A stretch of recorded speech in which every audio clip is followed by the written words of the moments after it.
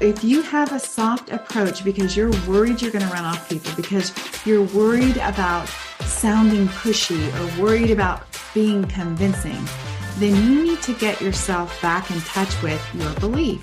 I don't have to convince you, and I don't have to be pushy with you, because I believe so much that what I do is good. It really is different than what anybody else offers, and it really is something you need. So when I talk about that, you guys can see, you can hear it, I have conviction in my voice. So the question is, do you have that? Hello, I'm Debbie Shadid, the host of the Life Coach Business Building Podcast. If you are ready to have more clients in your life coach business, then you're in the right spot. Each week, I'm going to teach you super simple strategies to grow your business without feeling overwhelmed and without spending money on paid ads. Now, if that sounds interesting, stick around and let's get started. So when was the last time you had niche drama? If you're like most of the coaches I know, you probably had niche drama recently. And I'm curious, how many times have you changed your mind about your niche? Or maybe you're still unsure about your niche. Well, in today's podcast, we're going to talk all about niches. First, I want to talk to you about the basics about niching. And the first thing that I want you to know is that niching is not just about doing what you love or what you're most passionate about. And I know that probably you're like, what? I'm going to do and coach what I know I am born to do. And I do agree with that. I do like it that you're passionate about what you coach on. But the one piece that I want to add to that is niching to an audience that will pay for coaching is the important part. So whatever it is you're passionate about, if you actually need to earn a living from your coaching business, then I highly recommend that you really consider this niche and you turn your passion into something that is more profitable. Honestly, something that you should first consider. The second thing that niching does is it helps you get focused. We're all loving to learn. We all love to get coaching. We love to get all the free things. We love to keep going deeper and deeper with our knowledge. But what I would like for you to do is take your niche and then allow that to focus you. We only have so many hours in a week, so many hours that we can build our business. And if your efforts are focused towards one niche, your education, then you're going to be much more efficient, which is going to free up time for you to do more marketing, more coaching, more of the other things that you need to do to support your business. So when you think about deciding on a niche, here are 3 things that I want you to consider. Number 1, do you truly, deeply know their pain? I mean, really know their pain. Have you experienced it? Do you truly understand what their victory or your victory clearly looks like? Can you describe that?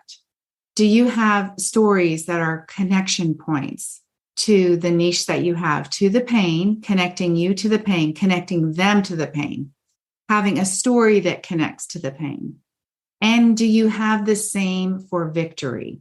So you're able to say that because of coaching, not just because of some self-help books, but because of the help that I got, coaching was the answer. And because of that, I know how to get you to the same result that you want. That's when we know their pain points, we know the victory, and we can tie the connection through stories and coaching. The second part is that you want to look for somebody who either wants to change, wants to create, or wants to become. So when you think about your niche, could you say that your person, for the most part, wants to become something different, or wants to create something new, or wants to change something? Most of the people are going to fit into one of those 3 categories of types of people you can help. The third piece is the person who can pay for coaching. Do they have the extra money, and can they make an independent decision about hiring a coach? Those are 3 questions that will really help you sort of get clear on your niche. Again, if you don't need to build a big coaching business, then narrowing down to somebody who can actually pay to create a profitable coaching business isn't quite as big of a deal. But most people are actually coaching not just to do something they're passionate about, but they're also coaching to do something that they're profitable with. Now let's talk about marketing. The essentials to marketing and being good at marketing is to really understand and have clarity on a message. And when you have a niche that you're very clear about, you can have clarity in what you say. It gives you an opportunity to, again, very clearly define problems, pain points, and solutions. And it also allows you to be able to create your own signature process to deliver the results that you actually talk about in your marketing. So it helps you have a very cohesive marketing approach. And when you do that, you guys, then people connect to it. You want to become known for something. And when you have a clear niche and you have a clear message and you're consistently doing that and you're talking about the same things, it actually will help you build a reputation much faster. And people can refer you because they understand what it is that you do because they're super clear about it themselves. All right, the next part that I want to talk about is finding your people, because I know that that's always an issue. It's like, where do I find people to sell coaching to? This again ties back to your niche and your personal experience with your niche. If your niche is you, then you ought to be able to answer the question of where the people are. So let me ask you, where can you be found searching on the internet? What groups are you hanging out at? Where would somebody connect with you? Where would they meet you? Where would somebody strike up a conversation with you? If you can answer all those questions, it's definitely going to help you be able to have clarity on where your person is. And you're going to have to dig deep on this.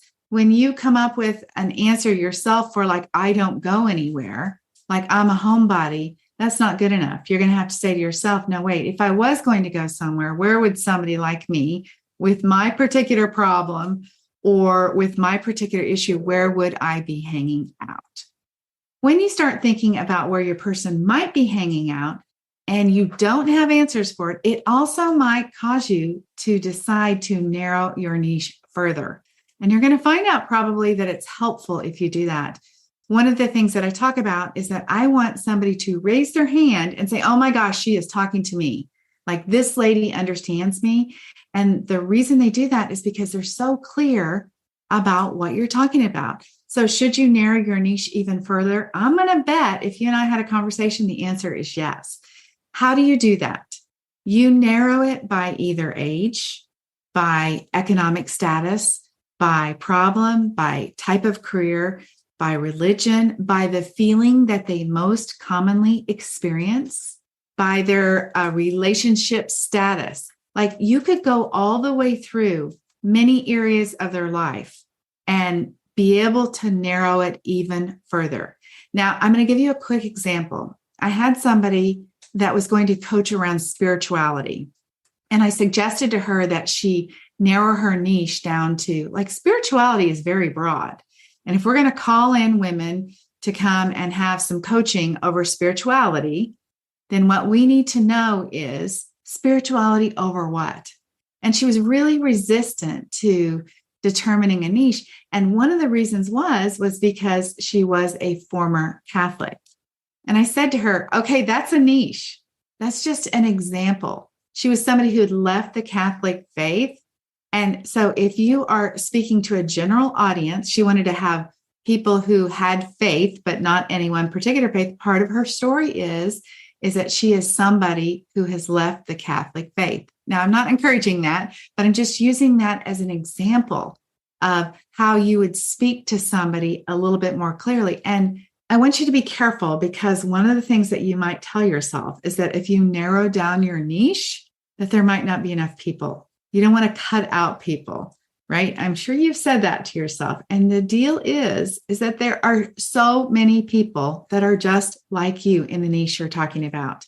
The world is huge. So there's a lot of people that you could be talking to that want coaching on your specific topic. Just go looking around the internet and see what there is, because even on Instagram, y'all know I'm a new grandmother, and I swear to you, there is every type of parenting coach for children, babies under 1. There's even grandparent coaches. I mean, there is everything you can think of.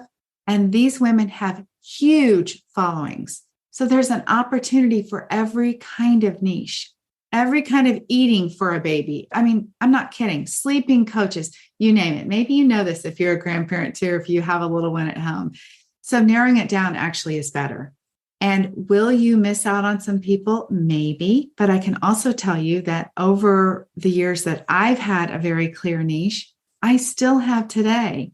Even though I say I only coach coaches, I still have today people who are unrelated to coaching that say, you know, I've watched your Canva workshop and I really connect with you. Can you help me with X, Y, and Z?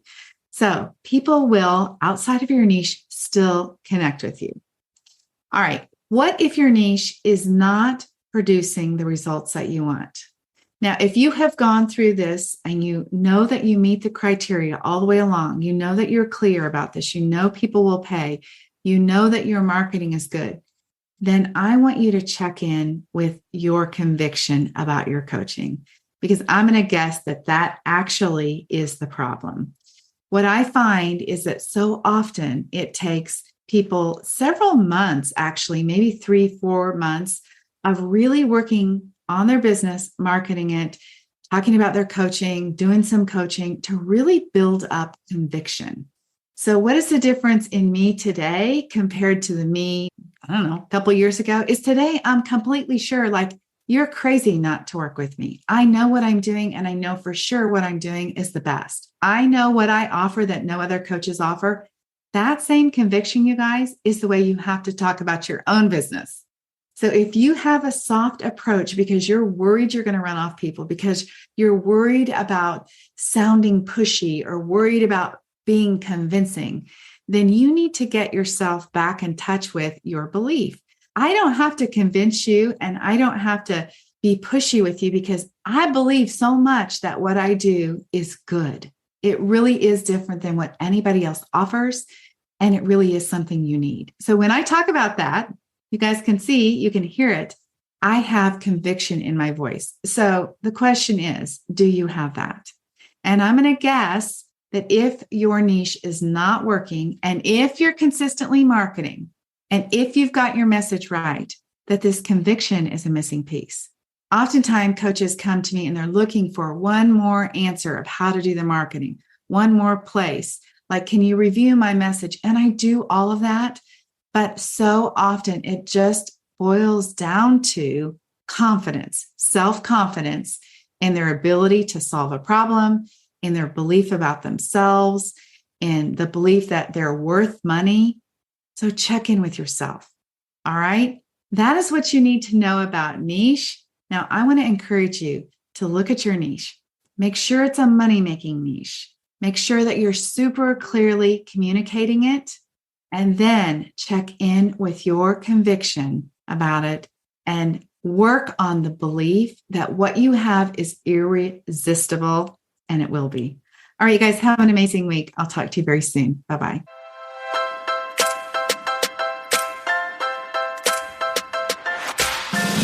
Okay, ladies, that is it for today. Before we go, I want to invite you to head over to DebbieShadid.com. I have this incredible Canva training specifically designed for life coaches, where I'm going to teach you how to use Canva to create beautiful graphics to market your life coaching business. All right, have an amazing week. I'll talk to you very soon. Bye-bye.